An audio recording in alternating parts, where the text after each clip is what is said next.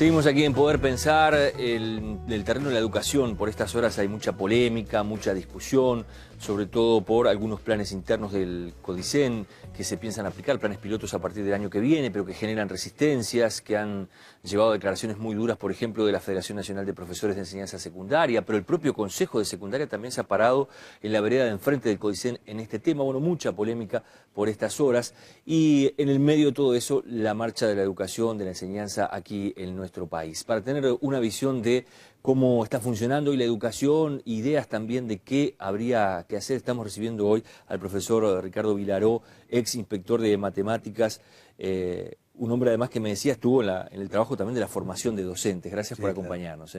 Muchas gracias a ustedes. ¿Es un buen momento o es un mal momento para la educación uruguaya? No le hablo de los resultados, le hablo de este tipo de polémica que hoy está instalada, donde profesores por un lado, representantes del Consejo de Secundaria, salen al cruce de proyectos que buscarían mejorar la educación en los liceos. ¿Cómo lo ve? Yo veo con mucho asombro y con cierta pesar el clima que se ha creado en estos últimos par de días, porque estoy plenamente convencido el sistema educativo de Varela del siglo XIX necesita, digamos, ayornarse a una respuesta al siglo XXI. Y no tenemos ni a la Torre como dictador, por suerte, y no tenemos a Varela para conducir ese proceso. Tenemos que hacerlo entre todos. Es decir, el que pueda pensar que un partido puede resolver este problema, o un sector de un partido, está equivocado. Esto es un problema nacional, y entonces, en la medida de que el Senado de la República, el 11 de octubre, convoca y con acuerdo, cierta medida de buena disposición de las autoridades de la enseñanza, para hacer un nuevo pacto fundacional, digamos, de la educación pública, presentar una agenda y un plan, y bueno, se abre la discusión. Creo que el país necesita eso, necesita debate, discusión, y seguramente va a haber ideas distintas, tiene que haberlas, somos plurales, pero justamente para que esas ideas puedan fructificar en acuerdos, tiene que haber mucho respeto, mucha calma, ¿no? Creo que aquí no hay demonios, aquí todos tenemos algo para aportar. Usted ha llegado a decir que la crisis del ciclo básico es extrema, incluso ha utilizado la palabra que es una tragedia nacional. Y para mí es una tragedia nacional por lo siguiente, y por eso más me asombra esta situación actual. En el 1985, luego de recuperar la democracia, en primer año del Liceo Montevideo, reprobaban, fracasaban el 35% de los estudiantes. ¿Qué quiere decir? Que entraban 100 estudiantes a primer año del liceo y 35 de ellos sabía por estadística que iban a fracasar. Una cifra tremenda. Apenas arrancando el liceo, digamos. Sí, impactante. Y a nivel nacional andaba por el 25. En el 2004, esa cifra anda por el 37%. Empeoramos, no mejoramos. Empeoramos.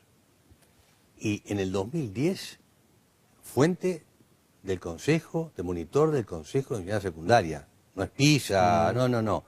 Datos elaborados de forma nacional, ¿no? 45,05%. Muy cerca de la mitad de los que entran afuera en el primer año. Dentro de un pocos años más, vamos a estar en el 50%. La tendencia va por ahí. Entonces, frente al número de esa magnitud, yo digo, bueno, tenemos que sentarnos a conversar tranquilos entre todos. Tenemos un problema como sociedad tremendo. Vilaró, me da pie para preguntarle, porque usted lo mencionó, el acuerdo que se firmó entre todos los sectores políticos, impulsado por el gobierno en el Parlamento Nacional. Hay una discusión allí de fondo que es, ¿son los políticos los que tienen que meter cuchara en el tema de cómo está la educación o son los educadores? Usted sabe que ahí está esa discusión, subyace en todo esto. Yo creo que todo se debe decir por qué. Es un tema de la sociedad. ¿Quién va a determinar cuáles son los fines de la educación, qué educación queremos, hacia dónde tiene que ir el país y hacia dónde va el país y por lo tanto la educación en consonancia con ese país? La sociedad. Y en definitiva, ¿quiénes se expresan para decir, bueno, esto opinamos cada 5 años y después en la vida social por vía justamente de las expresiones políticas partidarias y la de los sindicatos y las fuerzas sociales y los empresarios y los docentes y los estudiantes, ¿no? Pero lo real es que los partidos políticos que tienen la representación en el Parlamento y el Poder Ejecutivo tienen responsabilidad. ¿Usted cree que si no tuvieran responsabilidad, no podrían hacer campaña. No podrían hacer campaña diciendo, para la educación tenemos esta propuesta, la campaña electoral le pido su voto. Ah, pero le pide el voto y luego tiene que darse la boca. No, yo creo que la autonomía hay que entenderla bien, no es autarquía. La Constitución establece la autonomía de la enseñanza y la coordinación, con el mismo estatus constitucional. Pero fíjese una cosa, la Constitución le mandata al Parlamento, por el Ejecutivo y el Parlamento, elaborar la Ley de Educación, que es su organización institucional, cómo se eligen sus autoridades, cuáles son los fines de educación, cuál es su estructura, cómo se organiza, ¿no? Y ahí hay mucho contenido desde el punto de vista de qué educación queremos. Y la Constitución se lo determina a los parlamentarios. Claro, ¿usted cree que el gobierno, digamos, los representantes del gobierno como dirigentes políticos, la propia oposición, tienen un buen diagnóstico de lo que estábamos diciendo hace un ratito de por qué casi la mitad de los estudiantes que ingresan al liceo no pueden pasar el primer año, por ejemplo? Yo no sé si tiene un buen diagnóstico sobre el por qué, pero las cifras las conocen todos, esto está más que diagnosticado. El tema es encontrar las respuestas. ¿Por qué se pueden tomar respuestas? Que son las que podemos construir entre todos. Pero quería aclarar un tema de la pregunta anterior. Entonces, fijados en Norte, está la autonomía técnica. ¿Quién va a decir cómo enseño historia en segundo año de liceo? ¿Un partido político? No. O sea, yo creo que la sociedad, la educación, los educadores, los estudiantes, las comunidades, cada centro educativo inserto en su comunidad en relación con los padres, ¿no?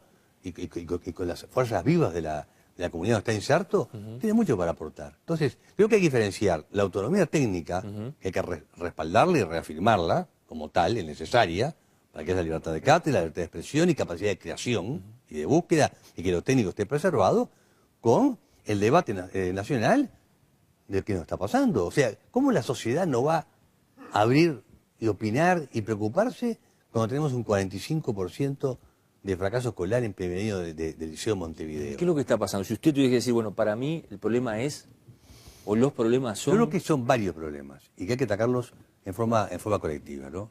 En primer lugar, creo que la crisis social, la segmentación social, es un tema muy fuerte, ¿no? Y que inunda el liceo. Cuando se decía hace 20 años o 15 años que de cada 10 niños, 5 o 6 nacen en zonas pobres o marginales, bueno, se está adelantando. Es una bomba que cayó, dice usted. En algún tiempo van a ingresar a la escuela y luego van a estar en la enseñanza media. Y que por lo tanto va a requerir un tratamiento especial. O sea que eso hay que pensarlo. Pero además, nosotros en Uruguay tuvo una visión de la educación muy elitista. O sea, nosotros vamos al Uruguay del 50, del siglo pasado, que mucha gente lo añora y yo digo no se puede volver más a él. Ya fue, hay que mirar hacia adelante. En ese Uruguay, bueno, había gente que terminaba la escuela y punto.